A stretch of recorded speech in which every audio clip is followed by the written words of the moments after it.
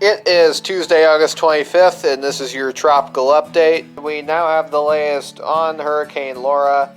80 mile per hour sustained winds at the center of the storm, moving to the west-northwest at 17, and the pressure is at 990.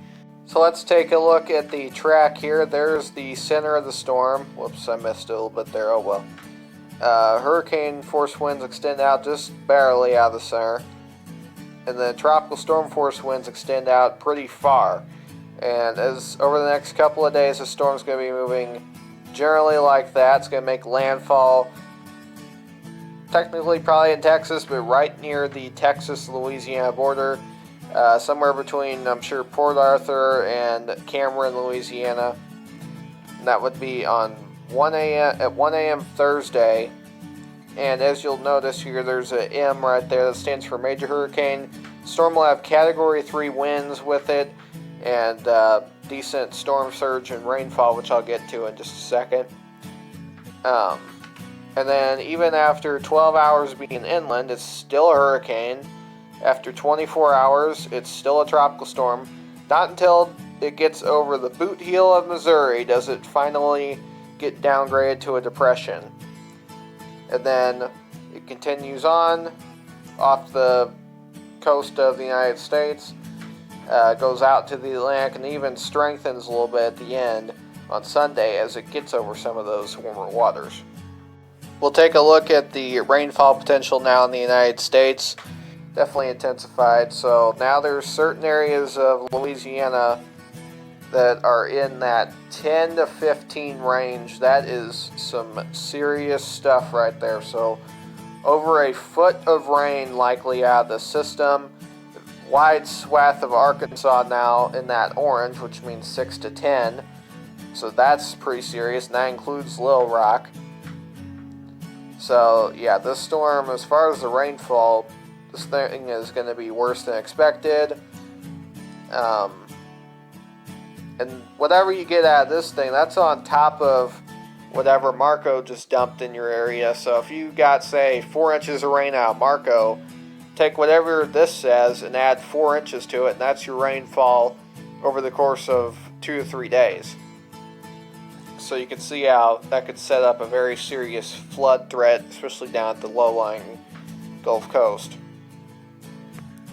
Take a look at the earliest reasonable arrival time for those tropical storm force winds. So, same scenario, kind of, I think, maybe a little bit earlier on Wednesday morning, like very early in the morning, those tropical storm force winds could arrive. So maybe just a little bit sooner than originally expected, but generally this is your last day prepare, and no daylight hours tomorrow to make any preparations likely. Unless this thing just really comes in very slowly. And then for further inland areas, have until Wednesday night. That includes Dallas, Little Rock, etc. Now, turning our attention to the eastern Pacific, we have 3 disturbances out there. One has a high chance of development, and the other 2 have medium chance of development. So, overall, a pretty active basin brewing potentially here.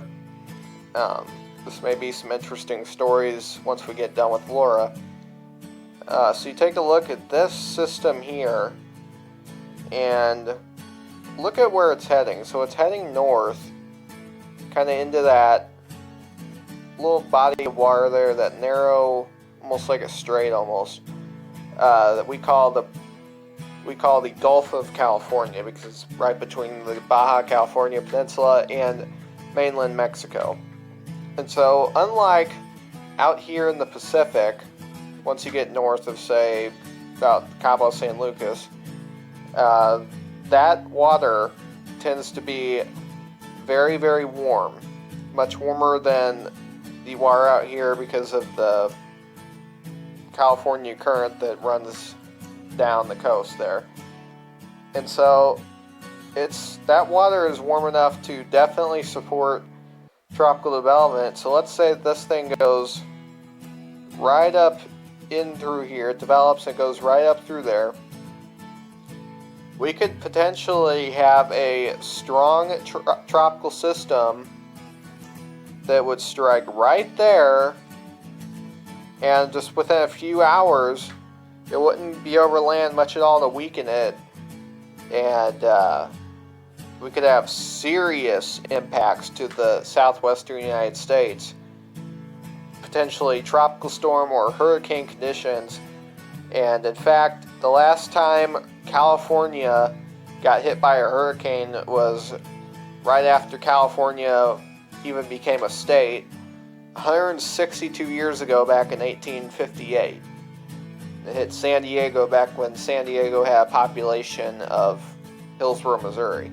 That will do it for your tropical update. Please like the video down below. Subscribe to the channel if you haven't already. Follow me on Twitter and Parler. Get you a t-shirt, coffee mug, or any of my other merchandise. Link for the merch is in the description below.